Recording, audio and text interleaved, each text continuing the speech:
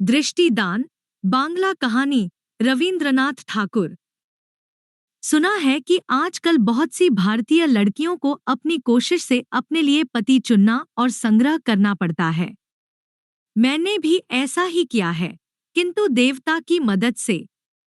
मैं बचपन ही से बहुत से व्रत उपवास और शिव पूजा करती आई हूँ। मैं पूरे 8 बरस की भी न हो पाई थी कि मेरा ब्याह हो गया। किंतु शायद पहले जन्म के पाप के कारण मैं अपने अच्छे पति को पाकर भी पूरा न पा सकी। माता त्रिन्यनी ने मेरी दोनों आंखें ले ली। उन्होंने मुझे जीवन के अंतिम क्षण तक पति को देखते रहने का सुख नहीं दिया। बचपन से ही मेरी अग्नि परीक्षा शुरू हुई। 14वां साल पूरा भी न हो पाया कि मैंने एक मरा हुआ बच्चा जना और खुद भी लगभग मौत के पास पहुंच गई। किंतु जीवन में जिसे दुख भोगने हैं, भला वह मर कैसे सकती है। जो दिया जलने के लिए पैदा हुआ है, उसमें तेल कम नहीं होता, वह तो रात भर जलकर फिर बुझता है। मरते मरते बच तो गई, किंतु देह की कमजोरी, मानसिक दुख या और किसी भी कारण से हो, मेरी आंखों में दर्द शुरू हो गया और आंखें खराब होने लगी। मेरे पति उन दिनों डॉक्टरी पढ़ रहे थे। नई विद्या सीखने के उत्साह में इलाज करने का कोई मौका हाथ लगते ही वे निहायत खुश हो जाते। मेरी आंखें खराब होने लगी तो उन्होंने खुद ही मेरा इलाज करना शुरू कर दिया। मेरे बड़े भाई साहब उस साल वकालत की परीक्षा देने के लिए ला कॉलेज में पढ़ रहे थे। उन्होंने एक दिन आकर मेरे पति से कहा, तुम यह कर क्या रहे हो, भाई? कुमुद को अंधी ही कर डालोगे क्या? किसी अच्छे डॉक्टर को क्यों नहीं दिखाते? मेरे पति ने कहा, अच्छा डॉक्टर आकर नया इलाज क्या करेगा? दवा वगैरह तो सब मालूम ही है। भाई साहब को कुछ गुस्सा सा आ गया, बोले, तब तो फिर तुम में और तुम्हारे कॉलेज के प्रिंसिपल में कोई फर्क ही नहीं। पति ने कहा, तुम कानून पढ़ रहे हो, डॉक्टरी का तुम क्या जानो? जब तुम ब्याह कर चुकोगे तब तुमसे मैं पूछूंगा कि तुम्हारी पत्नी की जायदाद पर अगर कोई मुकदमा चला बैठे, तो तब तुम क्या मेरी सलाह पर चलोगे? मैं मन ही मन सोच रही थी कि राजा राजाओं की लड़ाई में बेचारे सिपाहियों की शामत है। मेरे पति के साथ भैया की खटपट हो गई, पर दोनों ओर से चोट मुझी पर पड़ने लगी। मैंने सोचा, मायके वालों ने जब मुझे दान ही कर दिया है, तब फिर मेरे बारे में क्या करना चाहिए और क्या नहीं, इन सब बातों में वे क्यों पड़ते हैं? मेरी बीमारी और तंदुरुस्ती, मेरा सुख और दुख, सब कुछ मेरे पति का ही तो है। उस दिन मेरे इस मामूली से आंख के इलाज को लेकर भाई साहब के साथ मेरे पति का मनमुटाव सा हो गया। एक तो वैसे ही मेरी आंखों से पानी गिरता था और फिर तो मेरी वह आंसुओं की धारा और भी बढ़ गई। इसका असल कारण मेरे पति या भाई साहब दोनों में से कोई भी न समझ पाए। मेरे पति के कॉलेज चले जाने पर एक दिन शाम को अचानक भाई साहब आ गए डॉक्टर लेकर।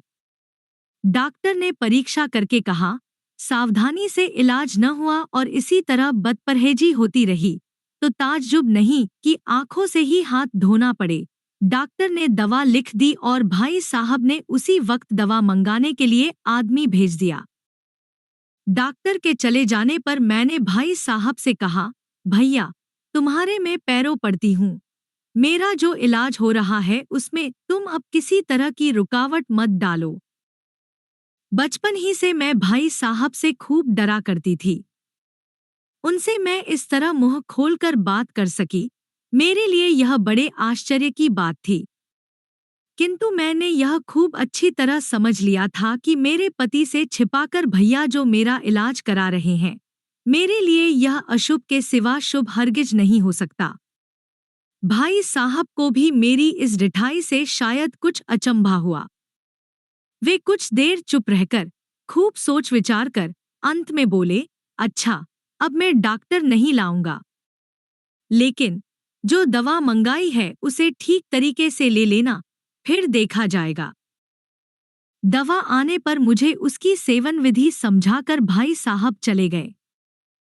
पति के कॉलेज से वापस आने के पहले ही मैंने दवा की शीशी, डिबिया, फुरफुती वगैरह सब उठाकर अपने आंगन के कुएं में फेंक दी। भाई साहब के साथ मानो कुछ विरोध करके ही पति ने दूने उत्साह से मेरी आंखों का इलाज करना शुरू कर दिया। वे सुबह शाम दोनों वक्त दवा बदलने लगे। आंखों पर पट्टी बांधी, चश्मा लगाया, बूंद बूंद दवा डाली, पाउडर लगाया, बदबूदार मछली का तेल पिया, भीतर का खाया पिया और अंतड़ियां तक सब बाहर निकल आने लगी, उसे भी सहा। पति पूछते, अब कैसी मालूम होती है? मैं कहती, अच्छी ही है, फायदा है। और मैं भीतर से भी महसूस करने की कोशिश किया करती कि मुझे आराम हो रहा है। जब ज्यादा पानी गिरने लगता तो सोचती कि पानी का निकल जाना ही अच्छा है, और जब पानी गिरना बंद हो जाता तो सोचती कि अब तो आराम हुआ ही समझो। किंतु कुछ दिन बाद दर्द असह्य हो उठा, आंखों से धुंधला दिखने लगा और सिर में तो ऐसा दर्द होने लगा कि उससे मैं बहुत ही दुखी और परेशान हो गई। मेरे पति भी शायद कुछ शर्मिंदा से मालूम हुए और इतने दिन बाद अब वे किस बहाने से डॉक्टर बुलावे, कुछ तय न कर सके।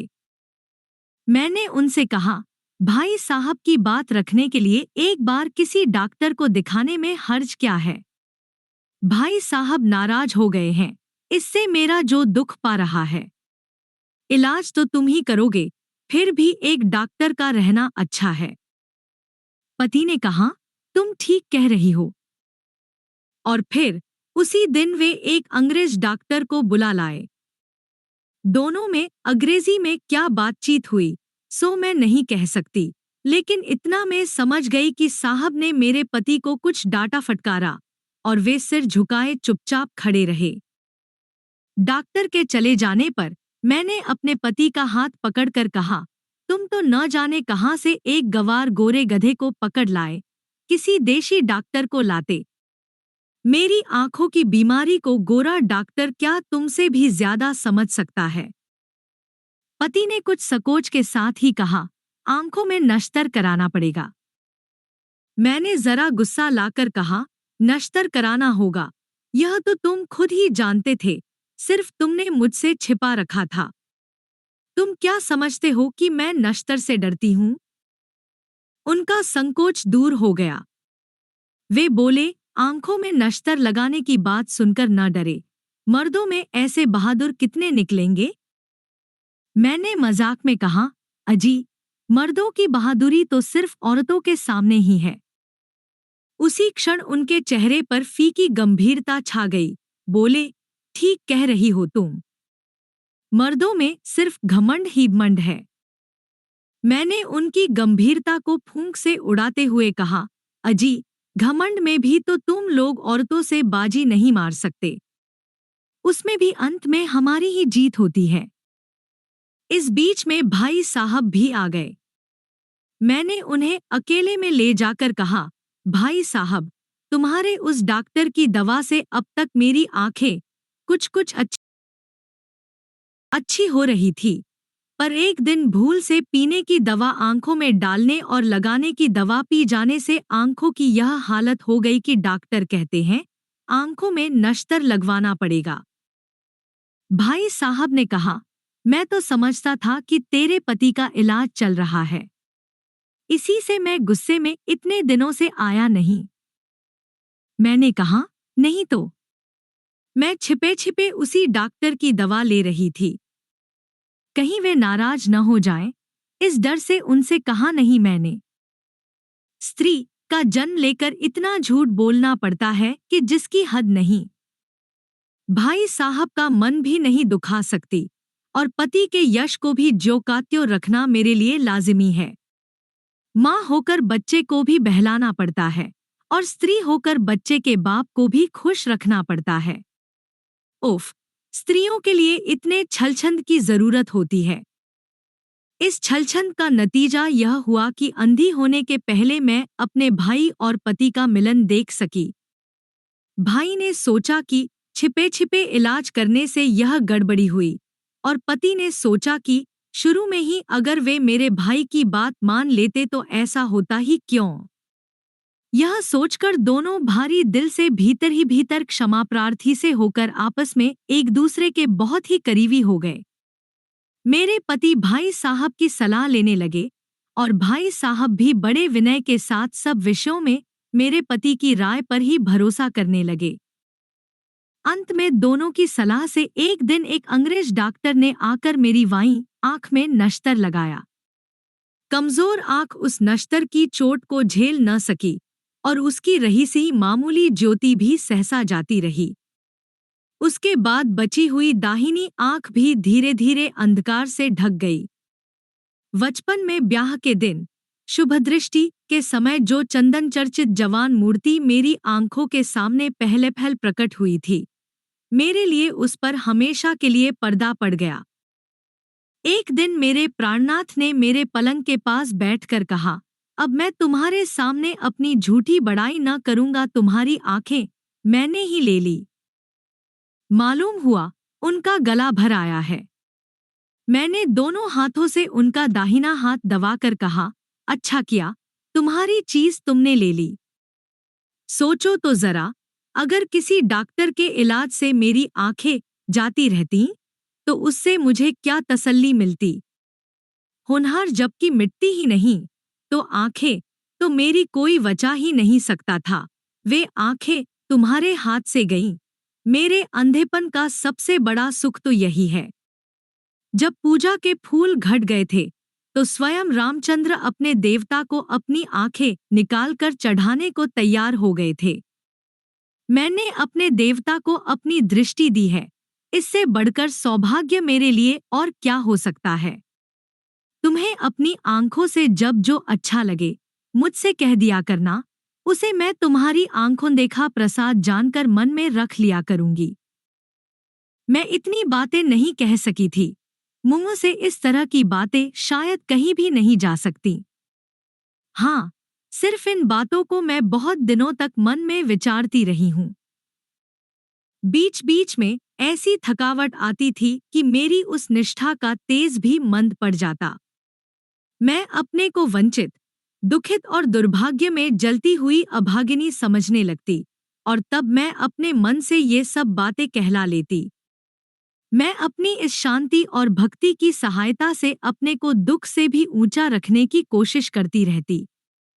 उस दिन बातों ही बातों में और कुछ कुछ चुप रहकर अपने मन के भाव को शायद मैं उन्हें किसी तरह समझा सकी थी।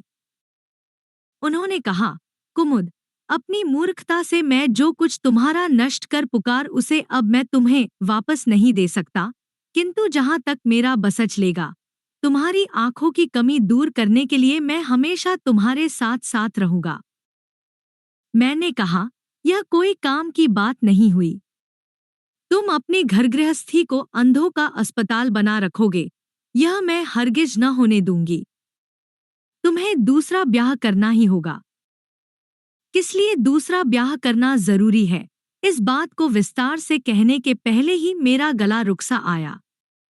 जरा खासकर, जरा कुछ संभाल, मैं कुछ कहना ही चाहती थी कि इतने में मेरे पति ठंडी सांस छोड़ने के साथ बोल उठे, मैं मूर्ख हूँ, किंतु दम्भी नहीं हूँ।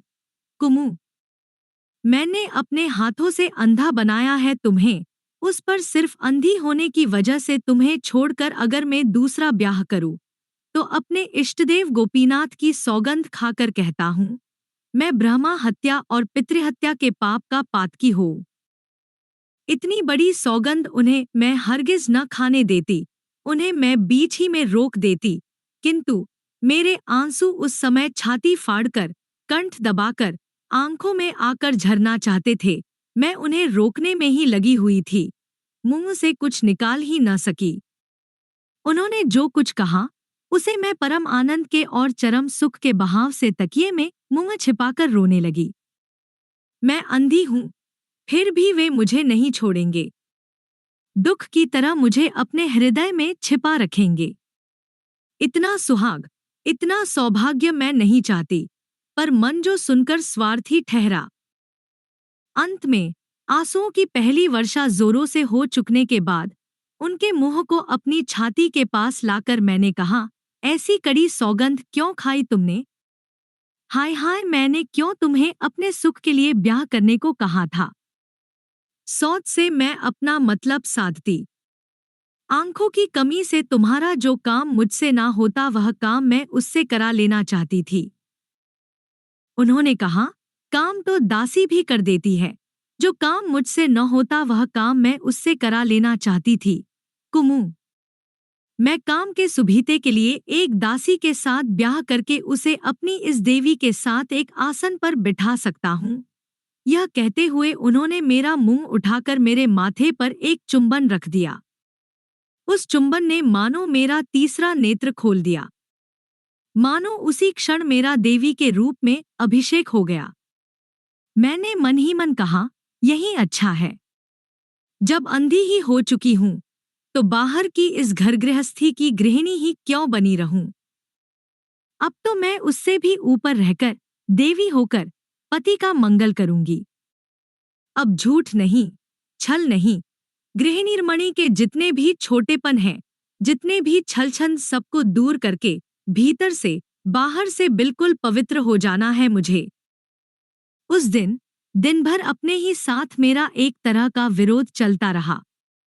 कठिन प्रतिज्ञा में बंधकर मेरे पति हरगिज दूसरा ब्याह न कर सकेंगे, इसका आनंद भीतर ही भीतर मानो मेरे दिल को काटता रहा।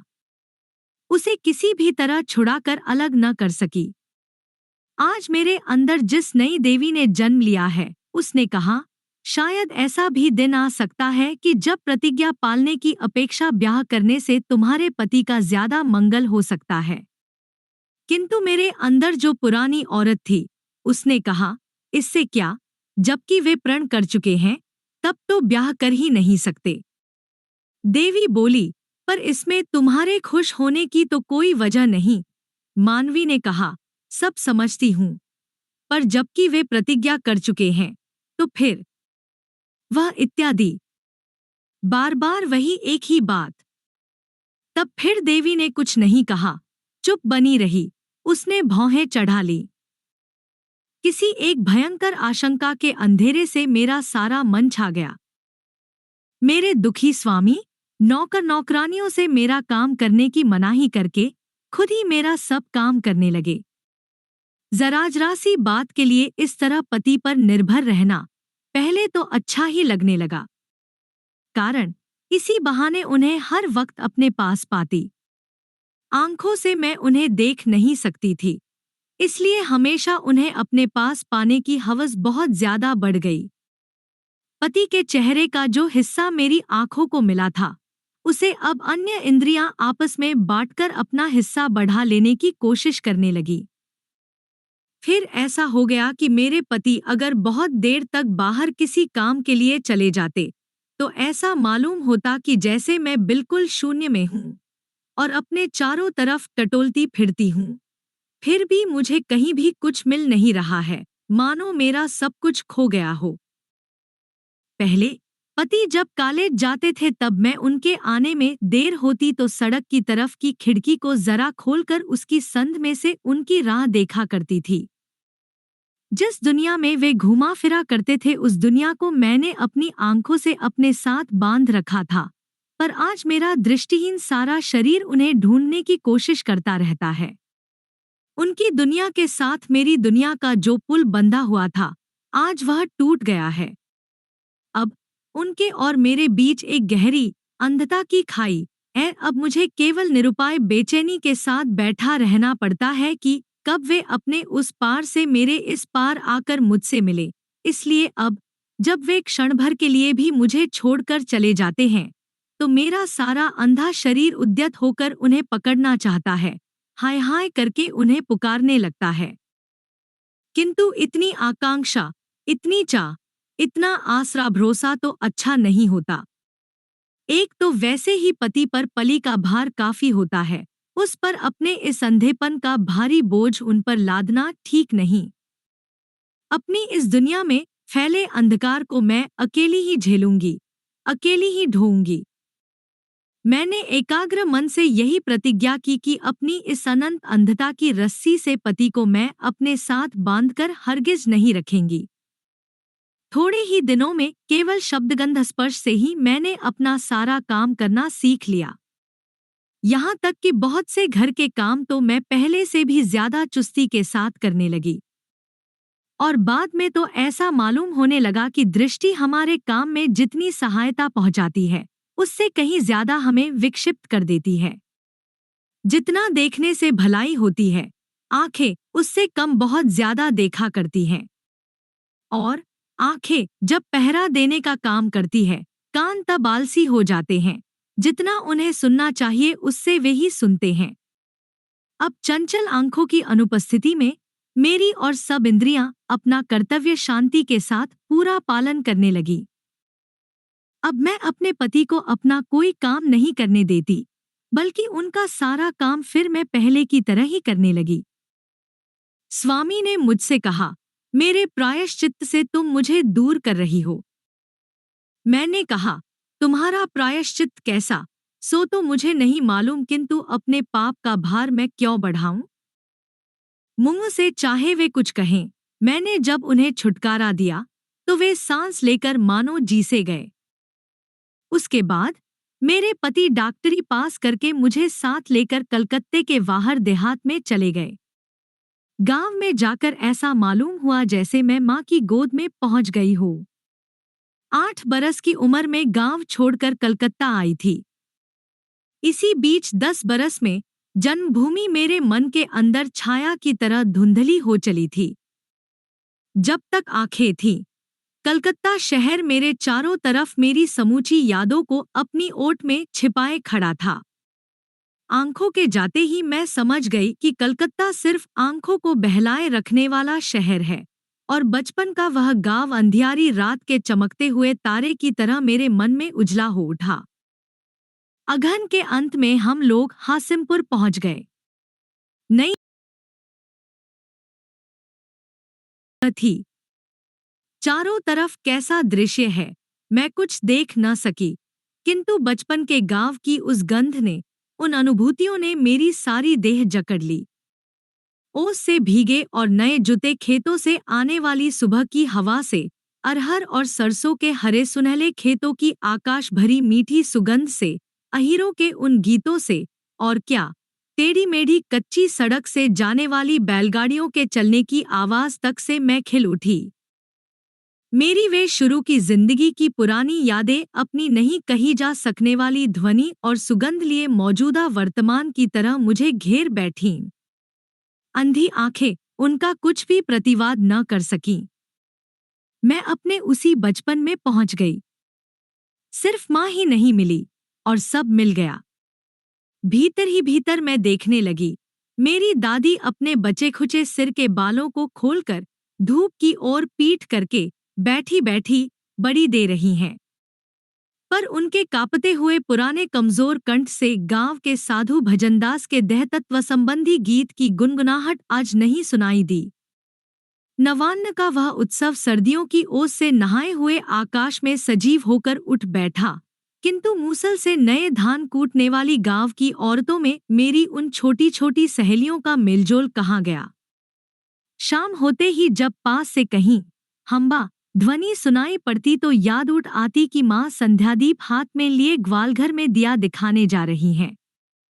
साथ ही मानो भीगे हुए पुआल के जलने की गंध और धुआं आकर मेरे हृदय में प्रवेश करता, और फिर सुनाई देती तालाब के उस पार के विद्यालंकारों के मंदिर से आती हुई कांसे के घंटे की ध्वनि। न जाने किसने मेरे बचपन के 8 वर्षों में से उनका सारा निचोड़ छानकर सिर्फ उसका रस और सुगंध मेरे चारों तरफ छोड़ दी है।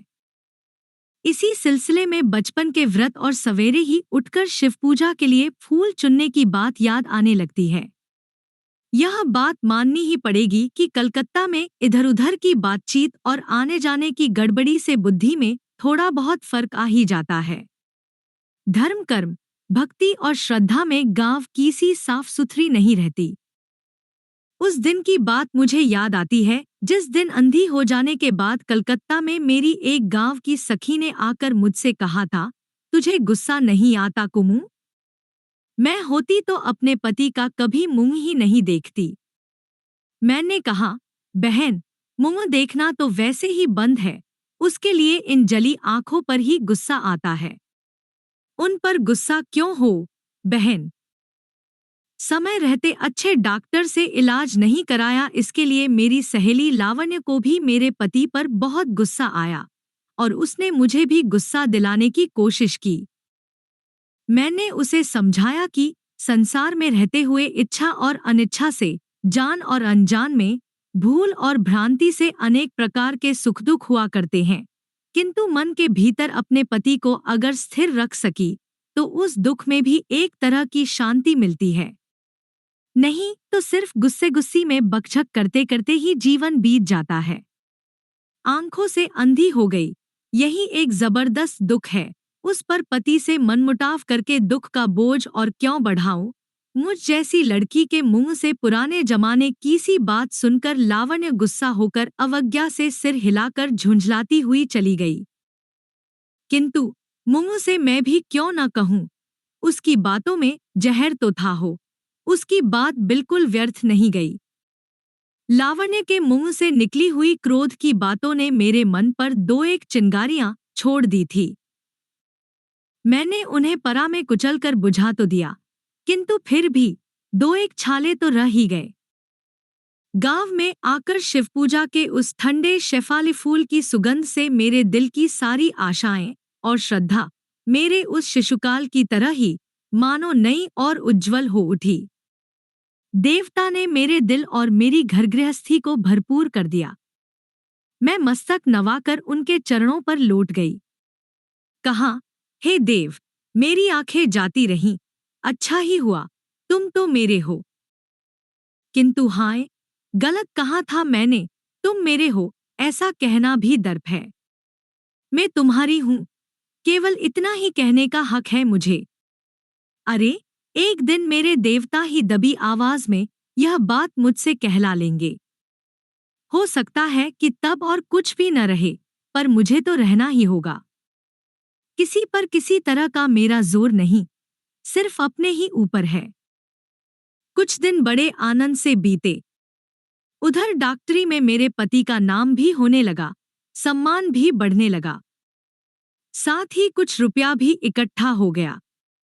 मगर रुपया अच्छी चीज नहीं। वह मन को दबा देता है, हृदय को ढक देता है। मन राज करता है तो वह अपना सुख आप ही गढ़ लेता है, किंतु धन जब सुख इकट्ठा करने का भार लेता है तो मन के लिए फिर कोई काम ही नहीं रह जाता। तब पहले जहां मन का सुख रहता था, घर की चीज बस्त, असबाब वगैरह उस जगह को घेर लेता है, तब सुख नहीं मिलता, सुख के बदले मिलता है सिर्फ असबाब वगैरह। मैं किसी खास बात या खास घटना का वर्णन नहीं कर सकती, किंतु अंधों में महसूस करने की शक्ति कुछ ज्यादा होने से या और किसी कारण से इतना मुझे महसूस होने लगा कि आर्थिक उन्नति के साथ साथ मेरे पति में परिवर्तन होने लगा है। यौवन के शुरू में तरह तरह से धर्म के विषय में उनमें जो एक वेदना का एहसास था, उसमें मानो दिनोंदिन जड़ता आने लगी। मुझे याद है वे किसी समय कहा करते थे, केवल रोजी के लिए ही डॉक्टरी सीख रहा हो सो बात नहीं, इससे गरीबों का भला भी किया जा सकता है। डॉक्टर गरीब मरीजों के दरवाजे पर जाकर पेशगी फीस बिना लिए नाड़ी नहीं देखना चाहते। उनका जिक्र करते हुए मारे नफरत के उनकी जबान रुक जाती थी। मैं समझ रही हूं कि अब वे दिन नहीं रहे। अपने इकलौते लड़के की जान बचाने के लिए एक गरीब स्त्री ने उनके पैर पकड़ लिए थे, गिड़गिड़ाकर रोने लगी थी वह, किंतु उन्होंने उसकी उपेक्षा की। अंत में मैंने अपने सर की कसम देकर उन्हें भेजा, पर उन्होंने तबीयत से उसका इलाज नहीं किया। जब हम लोगों के पास रुपया कम था तब अन्याय से पैदा किए धन को वे किस दृष्टि से देखते थे, मैं जानती हूँ। मगर अब कि आज अब बैंक में बहुत रुपए जमा है। अब एक दिन की बात है कि एक धना आदमी का गुमाश्ता आकर एकांत में उनसे 2 दिन तक बहुत सी बातें कर गया। क्या बातचीत हुई मुझे नहीं मालूम, किंतु उसके बाद जब वे मेरे पास आए और बेहद खुशी के साथ और विषयों में बहुत सी बातें करने लगे, मुझे अपने भीतर की स्पर्श शक्ति से मालूम हुआ वे अपने ऊपर कालिख पोत कर आए हैं। अंधी होने के पहले जिन्हें मैंने अंतिम बार देखा था, आज मेरे वे दिल के देवता कहाँ हैं, जिन्होंने मेरी दृष्टिहीन दोनों आंखों के बीच में चुंबन करके मुझे एक दिन देवी के पद पर अभिषिक्त किया था। मैं उनका क्या कर सकी? एक ही दिन की रिपु की आंधी से जिनका अचानक पतन होता है और एक दिन के हृदयावेग से फिर वे चढ़ सकते हैं, किंतु यह जो दिन पर दिन क्षण क्षण में भीतर से कठोर होते जाना है, बाहरी बातों में बढ़ते हुए हृदयमन को तिल-तिल करके दबाते जाना है, इसका प्रतिकार सोचती हूँ तो कोई राह ही ढूंढे नहीं मिलती। पति के साथ मेरा जो आंखों से देखने का अलगाव हुआ है, वह कुछ भी नहीं किंतु प्राणों के भीतर जब मैं और भी ज्यादा हांफने लगती हूँ, तब मैं समझती हूँ कि जहाँ मैं हूँ वहाँ वे नहीं हैं। मैं अंधी हूँ। संसार के अंधेरे हृदय प्रदेश में अपनी उस पहली उम्र के नए प्रेम, परिपूर्ण भक्ति, अखंड विश्वास को लिए बैठी हूँ मैं। अपने देव मंदिर में जीवन के आरंभ में अपने बचपन के उन नन्हे नन्हे हाथों से मैंने जो हरसिंगार के फूलों की भेंट चढ़ाई थी, अभी तो उनकी ओस भी न सूख पाई होगी कि मेरे नाथ छाया से शीतल इस चिर नवीनता के देश को छोड़कर रुपए कमाने के पीछे इस संसार के रेगिस्तान में न जाने कहाँ अदृश्य होते चले जा रहे हैं। जिन पर मेरा विश्वास है, मैं जिन्हें धर्म कहती हूँ, जिन्हें मैं सारी सुख संपत्ति से बढ़कर समझती हूँ, वे बहुत दूर से मेरी ओर हंसते हुए देख भर रहे हैं। पर कोई दिन ऐसा भी था जब यह अलगाव नहीं था। बचपन में हम दोनों ने एक ही रास्ते से यात्रा की थी। उसके बाद कब से मार्गभेद होना आरंभ हुआ, उसे न तो वे ही समझ सके और न ही मुझे ही मालूम हुआ। अंत में आज जब मैं उन्हें पुकार रही हूँ तो कोई जवाब ही नहीं मिलता। कभी कभी मैं सोचती हूँ कि शायद अंधी होने की वजह से मामूली सी बात को मैं बढ़ा चढ़ाकर देखती हूँ। आंखें होती तो शायद मैं संसार को ठीक संसार की तरह ही देख सकती और पहचान सकती। मेरे पति ने भी एक दिन मुझे यही बात समझाई थी। उस दिन सवेरे एक बूढ़ा किसान अपनी पोती को हैजे से बचा लेने की उम्मीद से उन्हें बुलाने आया था। मेरे कानों में भनक पड़ी। वह कह रहा था, बेटा, मैं बहुत गरीब हूँ, पर परमात्मा तुम्हारा भला करेंगे। मेरे दिल के देवता ने कहा, परमात्मा जो करेंगे, सिर्फ उतने ही से हमारा काम नहीं चलेगा। पहले तुम क्या करोगे सो बताओ। सुनते ही मैं सोचने लगी, भगवान ने मेरी आंखें ले ली, साथ ही कान भी क्यों नहीं ले लिए। बूढ़े ने एक गहरी सांस ली और हाय भगवान कहकर चल दिया। मैंने उसी वक्त मेहरी से कहकर उसे पीछे के दरवाजे से बुलवा लिया। उससे मैंने कहा, यह रुपयों से तुम अपनी पोती का इलाज कराना। मेरे पति का भला चाहते हुए तुम इस मोहल्ले से हरीश डॉक्टर को लेते जाओ। किंतु दिन भर मुझे कुछ अच्छा नहीं लगा, मुंह में रुचा ही नहीं कुछ। तीसरे पहर सोते से उठकर उन्होंने पूछा, तुम आज उदास क्यों दिख रही हो? पहले की आदत का सा उत्तर जबान पर आ रहा था कि नहीं तो कुछ नहीं, पर छलछन का जमाना मेरा बीत चुका। मैंने साफ साफ कहा, कितने ही दिनों से तुमसे कहना चाहती हूँ, पर कहते कहते क्या कहना है सो भूल जाती हूँ। मालूम नहीं अपने मन की बात मैं ठीक तौर से समझा सकूंगी या नहीं, लेकिन तुम चाहो तो जरूर अपने मन में समझ सकते हो कि हम दोनों ने जिस तरह एक होकर जीवन आरंभ किया था, आज वह कुछ और ही तरह का हो गया है। उन्होंने हंसकर कहा, परिवर्तन ही तो संसार का नियम है। मैंने कहा, रुपया पैसा, रूप यौवन, सभी का तो परिवर्तन होता है, किंतु नित्य वस्तु क्या संसार में कुछ है ही नहीं? तब उन्होंने जरा गंभीर होकर कहा, देखो, और स्त्रियां तो सचमुच के अभाव को रोती हैं। किसी का पति कमाई नहीं करता तो किसी का प्रेम नहीं करता, और एक तुम हो कि आसमान से दुख ढूंढ लाती हो। मैं उसी वक्त समझ गई कि मेरी अंधता मेरी आंखों में सच्चाई का काजल लगाकर मुझे इस परिवर्तनशील संसार से बाहर ले गई है। मैं अन्य स्त्रियों की तरह नहीं हूँ। मुझे मेरे पति समझेंगे नहीं।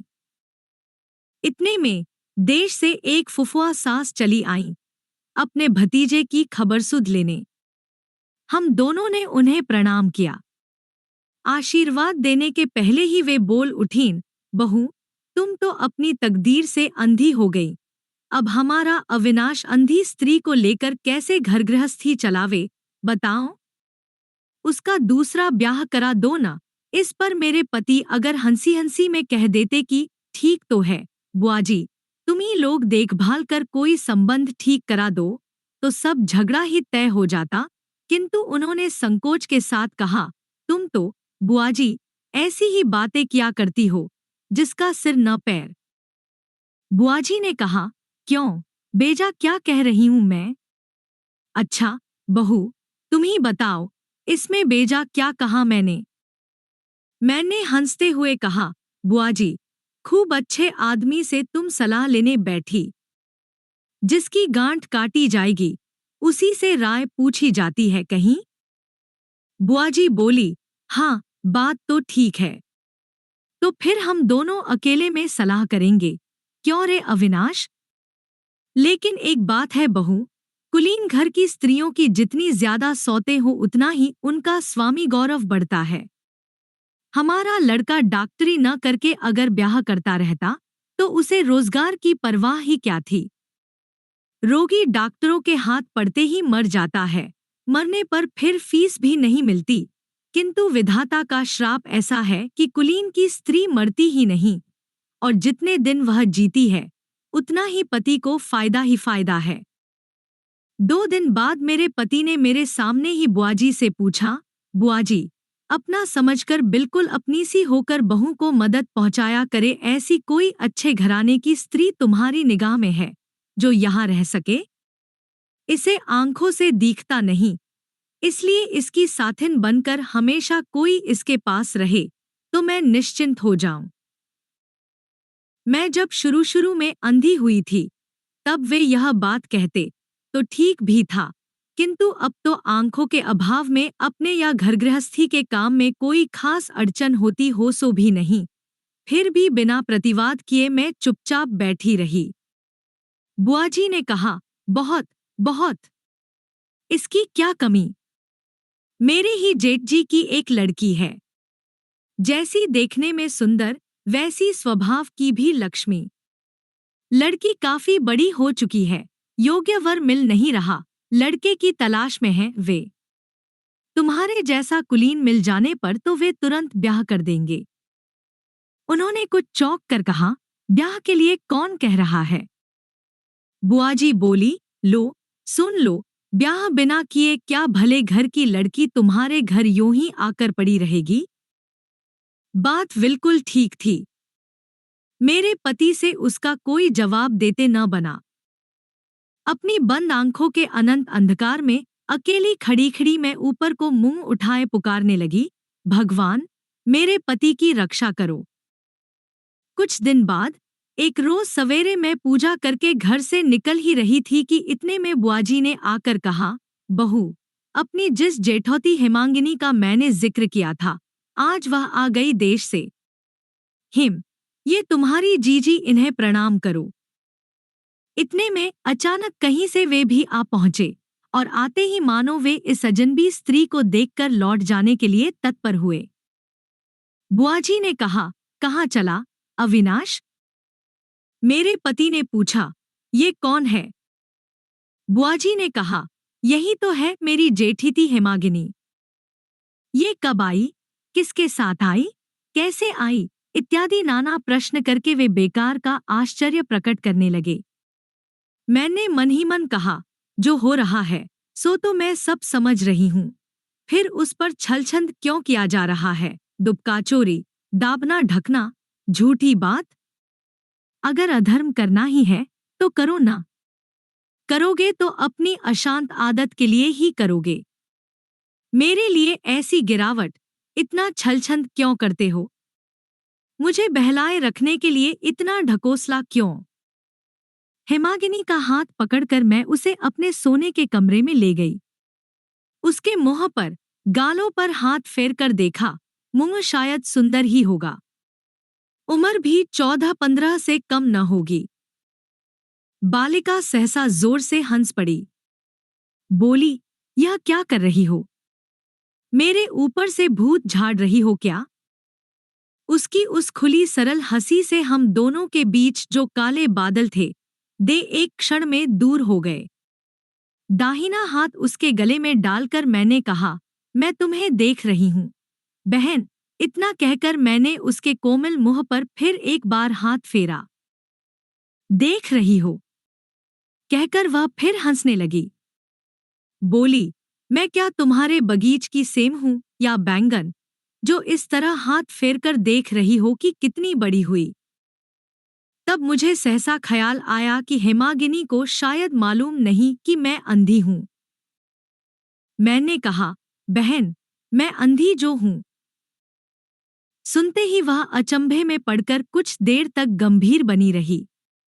मुझे बिल्कुल साफ मालूम हुआ कि उसने अपनी उत्सुकताभरी बड़ी बड़ी जवान आंखों से मेरे दृष्टिहीन नेत्र और चेहरे के भाव को खूब गहराई के साथ देखा और उसके बाद कहा, अच्छा, इसीलिए शायद चाची को तुमने यहाँ बुलाया है। मैंने कहा, नहीं, मैंने नहीं बुलाया, तुम्हारी चाची अपने आप ही आई हैं। बालिका फिर हंसकर बोली, दया करके। तब तो मालूम होता है दया में जल्दी टलने वाली नहीं। पर बाबूजी ने मुझे क्यों भेजा? इतने में बुआजी आ गई। अब तक मेरे पति के साथ उनकी बातचीत हो रही थी। बुआजी के कमरे में घुसते ही हेमांगिनी ने उनसे पूछा, चाची, देश कब चलोगी? बताओ। बुआजी ने कहा, वाह री लड़की, आते देर न हुई, जाने की पड़ गई तुझे। ऐसी चंचल लड़की तो मैंने कहीं नहीं देखी। हेमांगिनी ने कहा, सुनो चाची, तुम तो जल्दी यहाँ से जाती नहीं दिखाई देती। खैर, तुम्हारा तो यह घर ही ठहरा, जितने दिन चाहो रहो तुम, पर मैं तो जाऊंगी, पहले ही से कहे देती हूँ तुमसे। इतना कहकर चट से उसने मेरा हाथ पकड़कर कहा, क्यों बहन, ठीक है ना? तुम लोग तो मेरे ठीक अपने नहीं हो। इसके इस सरल प्रश्न का कुछ उत्तर न देकर मैंने उसे अपनी छाती के पास खींच लिया। मैंने देखा कि बुआजी वैसे चाहे कितनी ही जबरदस्त क्यों न हो, पर इस लड़की को संभालना उनके बूते से बाहर है। बुआजी ने ऊपर से जरा भी गुस्सा न दिखाकर हेमांगिनी को लाड करने की कोशिश की, पर उसने उन्हें अपने ऊपर से झाड़कर फेंक दिया। बुआजी ने इन सब बातों को लाडली लड़की का लाड समझकर हंसकर उड़ा देना चाहा, और वे चली जा रही थी कि इतने में फिर क्या जाने क्या सोचकर लौट आई और हेमागिनी से कहने लगी, हिमू, चल तेरे नहाने का वक्त हो गया। हेम ने मेरे पास आकर कहा, हम दोनों जनी घाट पर जाकर जाएगा। नहाएंगी? क्यों बहन? बुआजी की इच्छा के खिलाफ होने पर भी उन्होंने इस बात का विरोध नहीं किया। वे जानती थी कि धींगाधींगी करने से हेमागिनी की ही जीत होगी और दोनों के बीच का विरोध भद्दे रूप में मेरे सामने प्रकट हो जाएगा। पीछे के तालाब की तरफ जाते जाते हेमांगिनी ने मुझसे पूछा, तुम्हारे कोई लड़का बाला क्यों नहीं हुआ बहन? मैंने जरा मुस्कुराकर कहा, क्यों नहीं हुआ सो मैं कैसे कह सकती हूँ, भगवान ने नहीं दिया। हेमांगिनी बोली, जरूर तुमने पहले जन्म में कोई पाप किया होगा। मैंने कहा, सो भी भगवान जानते होंगे। बालिका ने प्रमाण के तौर पर कहा, देखो न चाची को, मन की बहुत काली है न वे, इसी से उनकी कोख से कोई बच्चा ही नहीं होता। पाप पुण्य, सुख दुख, दंड और पुरस्कार का सिद्धांत मैं खुद भी नहीं समझती। बालिका को भी समझाने की कोशिश नहीं की। सिर्फ एक गहरी सांस लेकर मैंने मन ही मन उससे कहा, तुम ही जानो। हेमागिनी उसी क्षण मुझसे लिपट गई और हंसकर बोली, अरे वाह रे, मेरी बात सुनकर तुम गहरी सांस लेती हो। मेरी बात पर भला कोई ध्यान देता होगा। धीरे धीरे मालूम होने लगा कि मेरे पति के डॉक्टरी व्यवसाय में बड़ी रुकावटें आने लगी हैं। दूर से बुलावा आने पर तो वे जाते ही नहीं, और आसपास कहीं से बुलावा आने पर वे झटपट काम खत्म करके घर चले आते हैं। पहले तो काम से फुर्सत मिलने पर दोपहर को खाने और सोने के समय सिर्फ भीतर आते थे, पर अब तो बुआजी चाहे जब उन्हें बुला भेजती और वे भी बगैर जरूरत बुआजी की खबरसुध लेने चले आते हैं। बुआजी जब पुकार कर कहती कि हिमू, मेरा पानदान तो ले आ जरा, तो मैं समझ जाती कि बुआजी के कमरे में मेरे स्वामी मौजूद हैं। पहले पहल 2-4 दिन तक हेमांगिनी पानदान, तेल की प्याली, सिंदूर की डिबिया आदि लेकर पहुंचाती रही, किंतु बाद में वह बार बार बुलाई जाने पर भी खुद न जाकर मेहरी के हाथ ही सब चीजें भेजने लगी। बुआजी बुलाती, हेमांगिनी, हिमू, हिमी, पर बालिका मानो मेरे प्रति अपने एक दर्द के बहाव से मुझसे उलझी ही रहती, एक तरह की आशंका और दुख उसे घेरे रहता। और इसके बाद से तो वह भूलकर भी मेरे सामने मेरे पति का जिक्र तक न करती। इतने में एक दिन भाई साहब मुझे देखने आए। मैं समझती थी कि भैया की दृष्टि तेज है। यहाँ क्या हो रहा है, उनसे छिपाना लगभग असंभव है, क्योंकि वे बड़े कठोर विचारक हैं। वे अन्याय पर रत्ती भर भी रहम करना नहीं जानते। सबसे ज्यादा डर मुझे इस बात का था कि मेरे स्वामी उन्हीं के सामने अपराधी के रूप में खड़े होंगे। मैंने ज्यादा ही खुशी दिखलाकर सब कुछ को ढक रखा। मैंने ज्यादा बातें करके, ज्यादा उतावली दिखाकर, बहुत ज्यादा धूमधाम मचाकर चारों ओर मानो एक तरह की धूल उठा रखने की कोशिश की। किंतु मेरे लिए यह सब इतना अस्वाभाविक सिद्ध हुआ कि वही मुझे पकड़वा देने का कारण बन गया। किंतु भाई साहब ज्यादा दिन ठहर न सके। मेरे पति ऐसा ढीलापन दिखाने लगे कि साफ तौर से उसने रुखाई का रूप धारण कर लिया। भैया चले गए। जाने के पहले अपने दिल के समूचे स्नेह के साथ मेरे माथे पर बहुत देर तक अपना कांपता हुआ हाथ रखे रहे और मन ही मन एकाग्र चित्त से क्या आशीर्वाद देते रहे सो मैं समझ गई। उनके आंसू मेरे आंसू से भीगे हुए गालों पर आकर गिरने लगे। साफ याद है मुझे, चैत के दिन थे। उस दिन शाम के वक्त लोग हाट से लौटकर आ रहे थे। दूर से वर्षा को लिए हुए एक आंधी चली आ रही थी। उसकी हाल की भीगी मिट्टी की महक और हवा की नमी से आकाश डूब रहा था। बिछुड़े हुए साथी लोग अंधेरे मैदान में एक दूसरे को व्याकुल होकर ऊंचे स्वर से बुला रहे थे। मुझ अंधी के कमरे में जब तक मैं अकेली रहती, दिया नहीं जलाया जाता, इस डर से कि कहीं उसकी ली लगाकर मैं कपड़े न जला लूं और कोई दुर्घटना न जाए।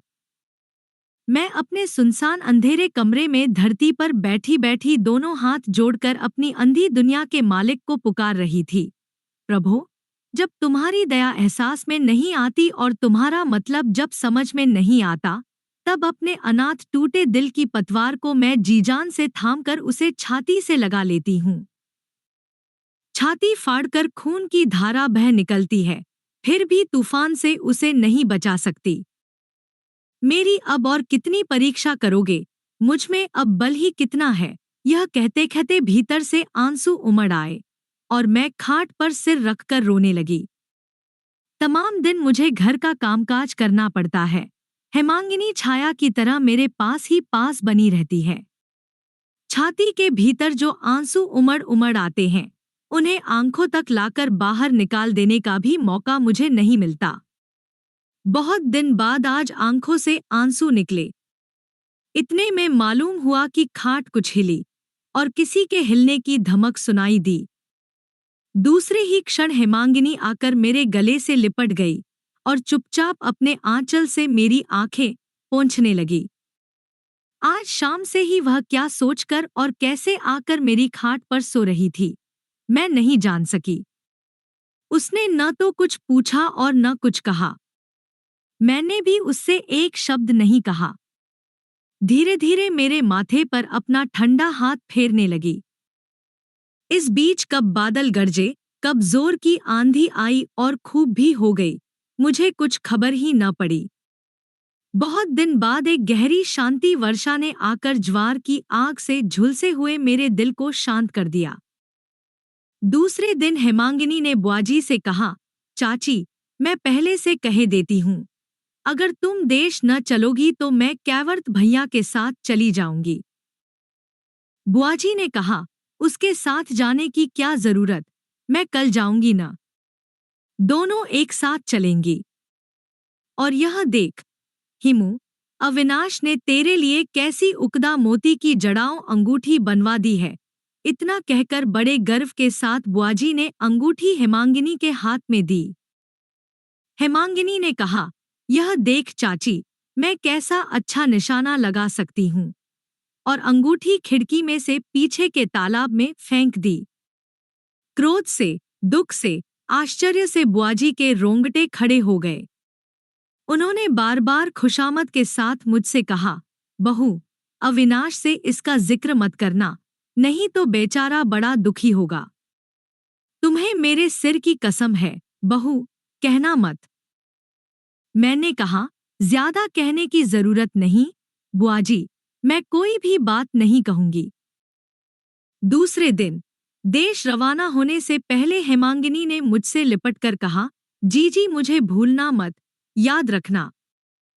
मैंने बार बार उसके मुंह पर दोनों हाथ फेरकर कहा, अंधे कुछ भूलते नहीं बहन।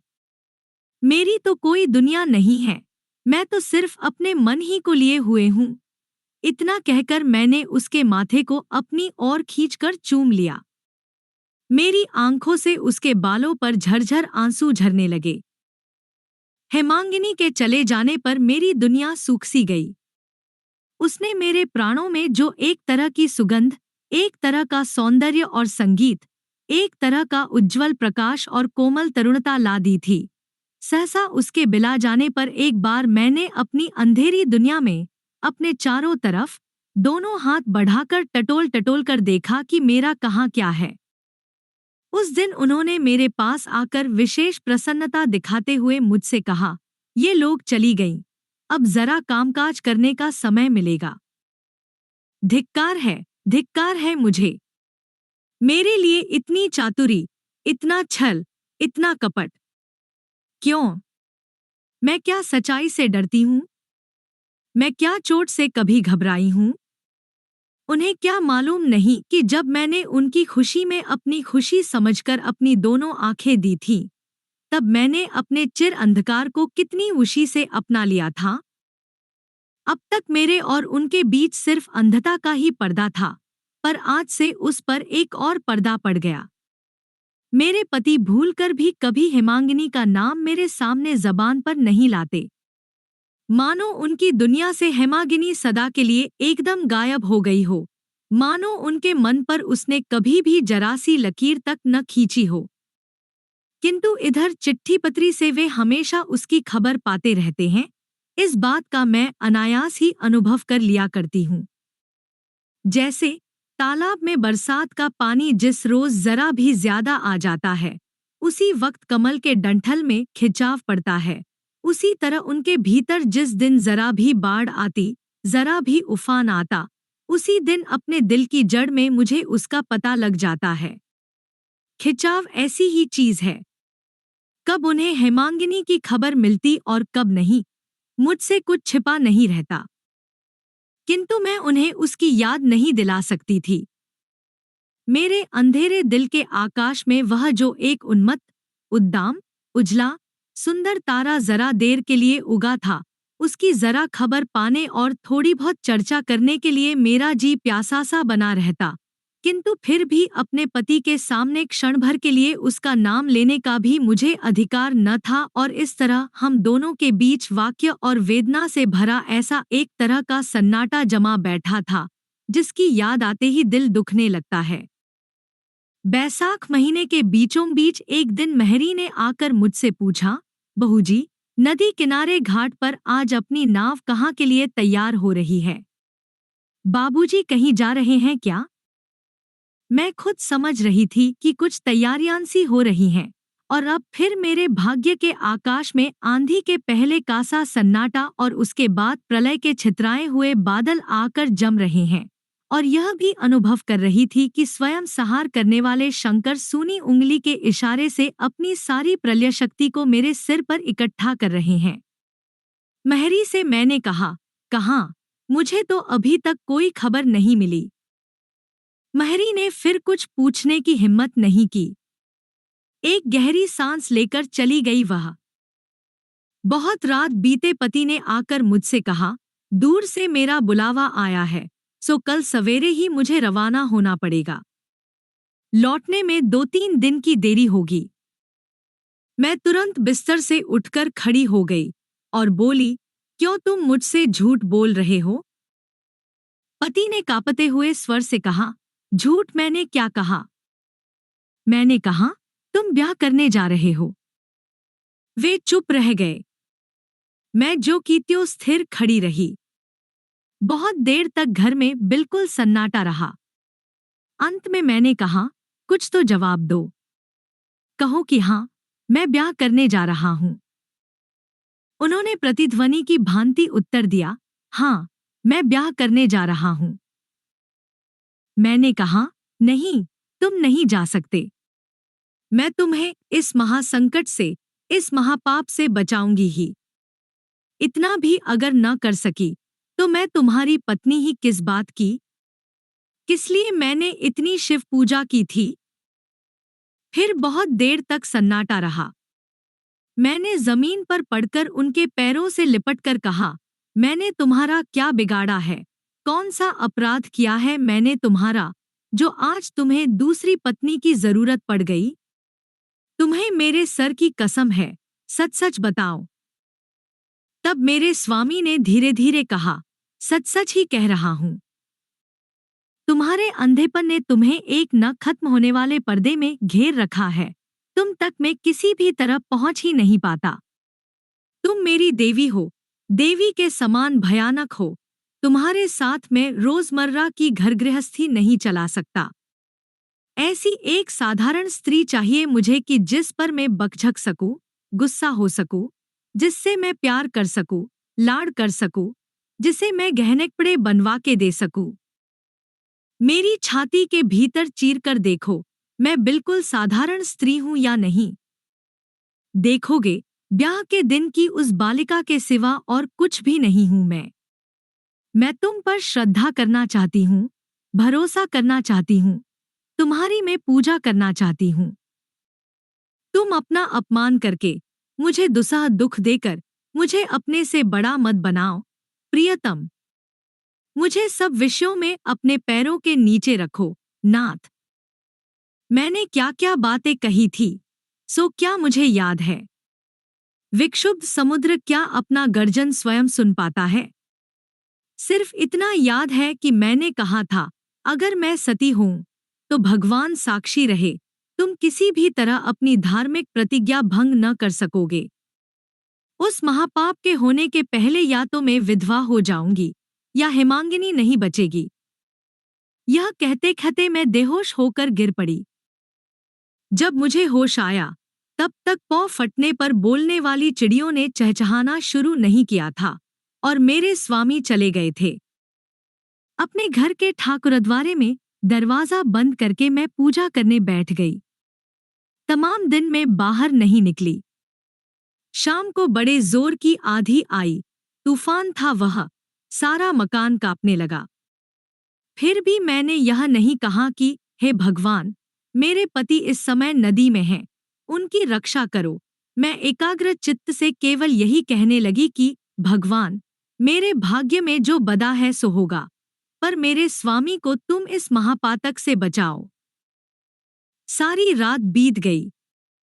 उसके दूसरे दिन भी मैंने अपना आसन नहीं छोड़ा। बिना खाए पिए और बिना सोए मुझे किसने बल दिया, मालूम नहीं। मैं पाषाण मूर्ति के सामने पत्थर की मूरत की तरह ज्यों की त्यों स्थिर बैठी रही। शाम के वक्त बाहर से दरवाजे पर धक्के का शब्द सुनाई दिया। दरवाजा तोड़कर जब लोग भीतर घुसे, तब मैं बेहोश पड़ी थी। बेहोशी दूर होने पर मैंने सुना, जीजी, आंख खोलकर देखा कि मैं हेमांगिनी की गोद में पड़ी हूं। सिर हिलाते ही मालूम हुआ कि वह ब्याह के कपड़े पहने हुए है। भीतर से मेरी पसलियां तक चीख उठी, हाँ भगवान, मेरी प्रार्थना नहीं सुनी तुमने। आखिर मेरे स्वामी का पतन हो ही गया।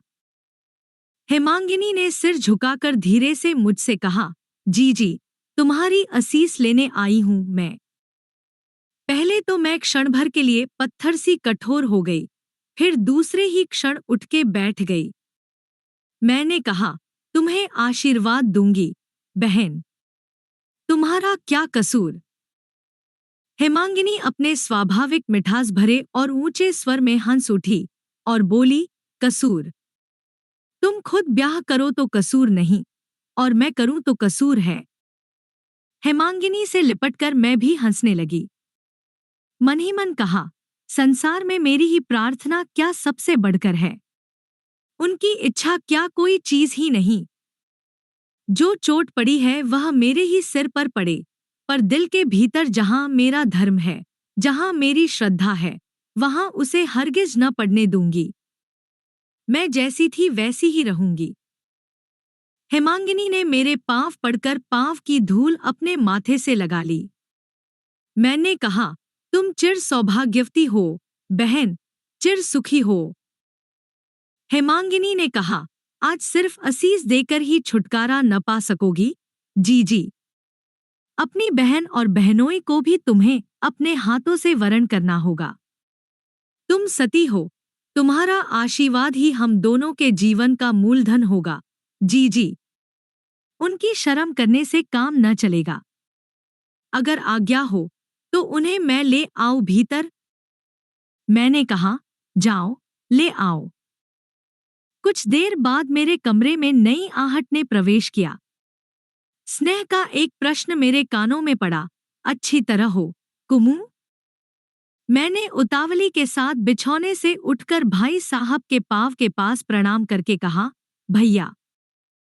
हेमांगिनी बोली, भैया कैसे? जरा कान तो ऐंठ दो इनके। अब ये तुम्हारे भैया नहीं, छोटे बहनोई हैं। तब मैं सब बात समझ गई। मुझे मालूम था, भैया की प्रतिज्ञा थी कि वे ब्याह नहीं करेंगे। मां नहीं थी, कह सुनकर ब्याह कराने वाला और कोई भी न था। अब शायद मैंने ही उनका ब्याह करा दिया। मेरी दोनों आंखों से आंसुओं की वर्षासी होने लगी। किसी भी तरह मैं उन्हें रोक न सकी। भैया धीरे धीरे मेरे बालों में हाथ फेरने लगे और हेमांगिनी मुझसे लिपटकर सिर्फ हंसती ही रही। रात को नींद नहीं आ रही थी। मैं बेचैन मन से पति के आने की आशा कर रही थी।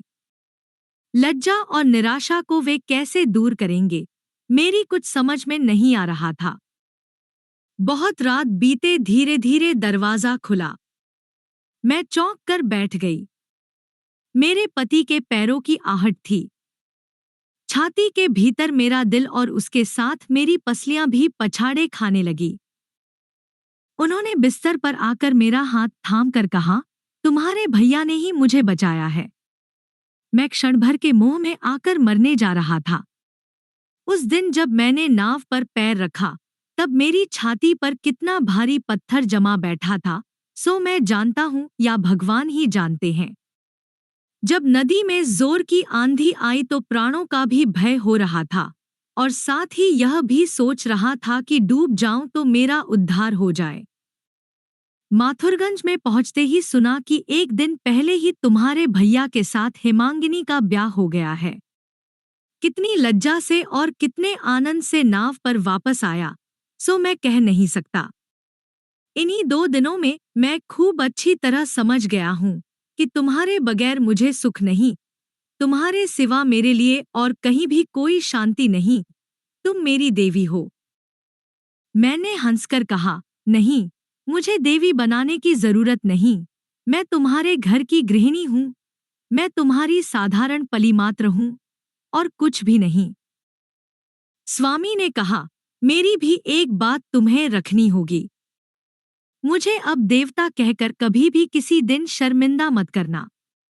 मैं भी तुम्हारा साधारण पति हूँ, तुम्हारा प्रेमी हूँ और कुछ भी नहीं। दूसरे दिन उलू ध्वनि और शंख ध्वनि से सारा मोहल्ला गूंज उठा। हेमांगिनी उठते बैठते, नहाते खाते, सोते जागते, शाम सवेरे हर वक्त मेरे पति का मजाक उड़ाने लगी। वे बेचारे तंग आ गए, परेशान हो गए।